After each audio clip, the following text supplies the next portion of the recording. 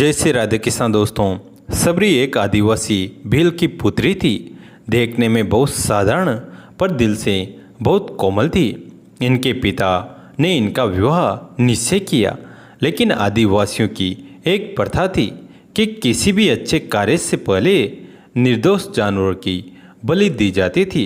इसी प्रथा को पूरा करने के लिए इनके पिता सबरी के विवाह के एक दिन पूर्व 100 भेड़ बकरियां लेकर आए।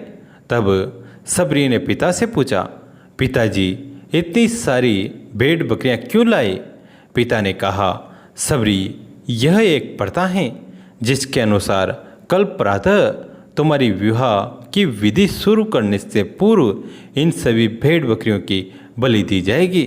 यह कहकर उसके पिता वहाँ से चले जाते हैं। प्रथा के बारे में सुन सबरी को बहुत दुख होता है और वो पूरी रात उन भेड़ बकरियों के पास बैठी रहती हैं और उनसे बातें करती रही। उसके मन में एक ही विचार था कि कैसे वो इन निर्दोष जानवरों को बचा पाए।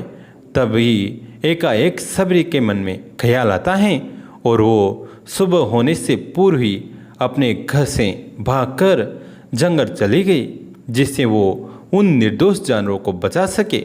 सबरी भली भांति जानती थी, अगर एक बार वो इस तरह से भागकर जाएगी तो कभी उसे घर वापस आने का मौका नहीं मिलेगा।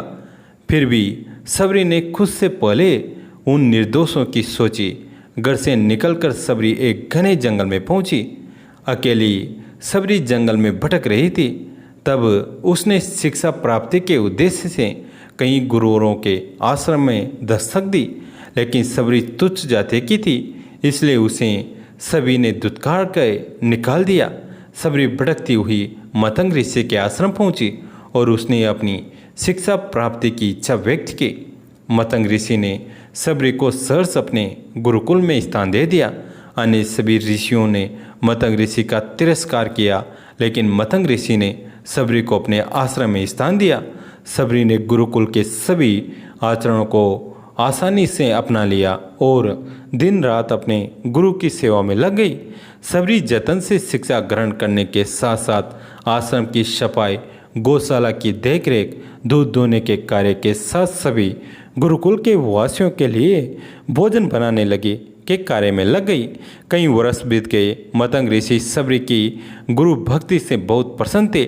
मतंग ऋषि का शरीर दुर्बल हो चुका था, इसलिए उन्होंने एक दिन सबरी को अपने पास बुलाया और कहा, पुत्री, मेरा शरीर अब दुर्बल हो चुका है, इसलिए मैं अपनी देह यहीं छोड़ना चाहता हूँ, लेकिन उससे पहले मैं तुम्हें आशीर्वाद देना चाहता हूँ। बोलो पुत्री, तुम्हें क्या चाहिए? आंखों में आंसू भरकर सबरी मतंग ऋषि से कहती हैं, हे गुरुवर, आप ही मेरे पिता हैं, मैं आपके कारण ही जीवित हूँ, आप मुझे अपने साथ ही ले जाए। तब मतंग ऋषि ने कहा, नहीं पुत्री, तुम्हें मेरे बाद मेरे इस आश्रम का ध्यान रखना है। तुम जैसी गुरुपरायण शिष्या को उसके कर्म का उचित फल मिलेगा। एक दिन भगवान राम तुमसे मिलने यहाँ आएंगे और उस दिन तुम्हारा उद्धार होगा और तुम्हें मोक्ष की प्राप्ति होगी। इतना कहकर मतंग ऋषि अपनी देह त्याग कर समाधि ले लेते हैं। उसी दिन से सबरी हर रोज प्रातः उठकर भाग जाती, ढेर सारे फल इकट्ठा करती, सुंदर सुंदर फूलों से अपना आश्रम सजाती, क्योंकि उसे भगवान राम के आने का कोई निश्चित दिन पता नहीं था। उसे केवल अपने गुरुवर की बात पर यकीन था, इसलिए वो रोज श्री राम के इंतजार में समय बिता रही थी। वो रोजाना यही कार्य करती थी। एक दिन सबरी आश्रम के पास के तालाब में जल लेने गई।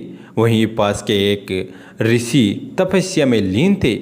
तब उन्होंने सबरी को जल लेते देखा तो उसे अछूत कहकर उस पर एक पत्थर फेंक कर मारा और उसकी चोट से बहते हुए रक्त की एक बूंद से तालाब का सारा पानी रक्त में बदल गया।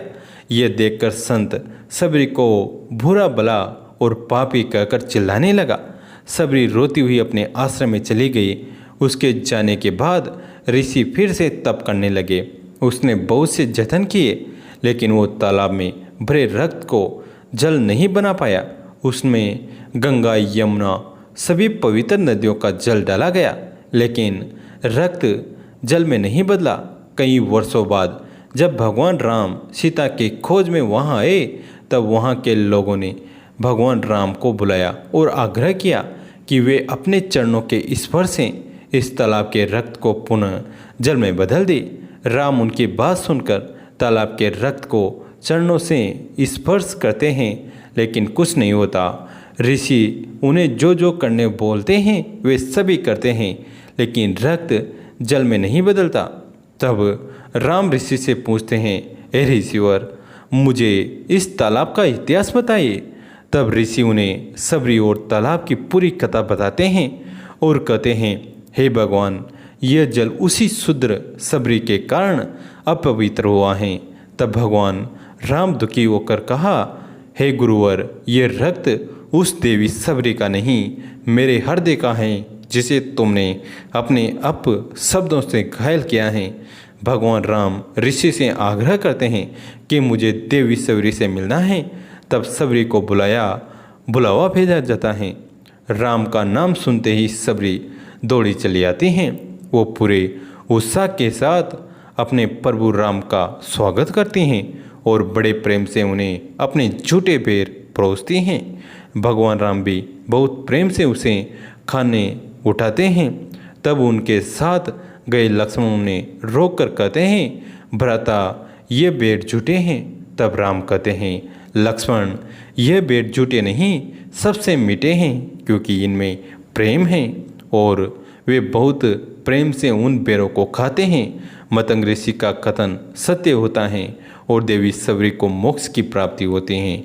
और इस तरह भगवान राम सबरी के राम कहलाए। जय जय सिया राम। दोस्तों, कैसे लगे ये कहानी कमेंट करके ज़रूर बताएं।